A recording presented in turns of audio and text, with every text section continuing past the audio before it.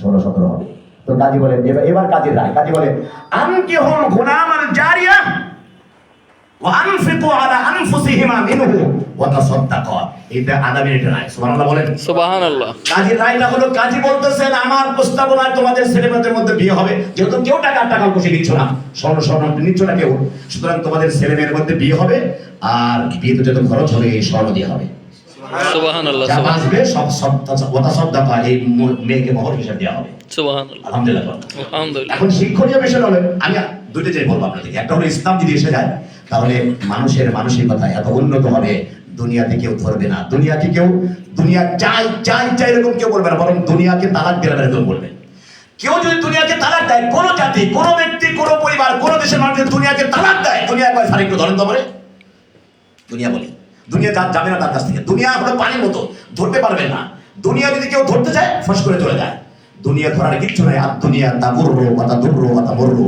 দুনিয়া হাসিনা যে বাসটা দিছে, হ্যাঁ, আমার এলাকায় কয় যে আপনি নির্বাচনে খারাপ, নাম বললাম হাসিনার দৌড় দিকে আমার নির্বাচনে খারাপ সব কেটে গেছে। হাসিনা এত শুকনো শোনা, হাসিনা ওখানে যে শ্রেণীগুলি ঢুকছিল যুবকেরা, এর মধ্যে 3 নম্বরে আমার লোক ঢুকছে, 3 নম্বরে এটা আমার লোক। আমি বললাম কি দেখলেন? কই যে দেখলাম হাসিনার ভাত রান্না করছে, ওই ভাবে থেকে ভাত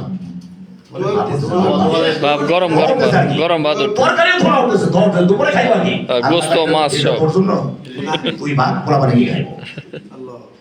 সুতরাং যেই নারী দণ্ড প্রতাপের সঙ্গে ক্ষমতা চালাইলো এবং তার মিশন টার্গেট ছিল 41 সাল পর্যন্ত, আল্লাহ তাআলা বললেন 24 সাল পর্যন্ত দিচ্ছি না।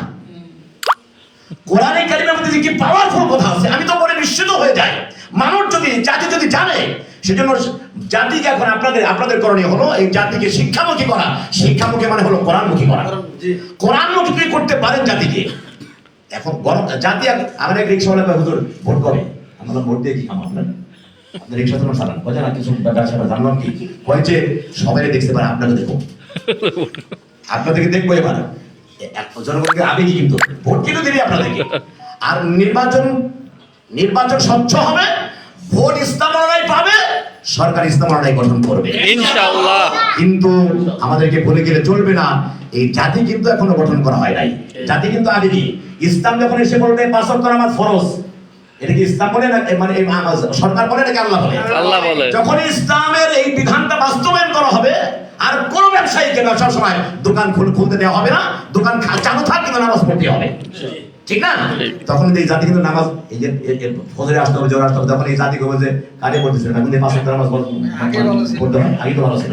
এই জন্য বিষয়টা হলো ইসলাম তো আসবেই, কিন্তু আমাদের কাজ হলো এই জাতিকে ইসলামমুখী করে, কোরআনমুখী করে জাতিকে জ্ঞান দিয়ে দেয়া যে আল্লাহর বিধান মানলে দুনিয়ায় শান্তি পাইবা, নামাজ পড়লে আখিরাতে জান্নাত পেয়ে যাবে। কথা ঠিক না ভাইরা? সুতরাং এই সব বক্তব্য আমি আমার সংক্ষিপ্ত বক্তব্যের মধ্য দিয়ে এটাই আপনাদের কাছে মেসেজ দিতে চাইলাম যে আমাদের সকলকে কোরআনমুখী সুন্নাহমুখী হতে হবে।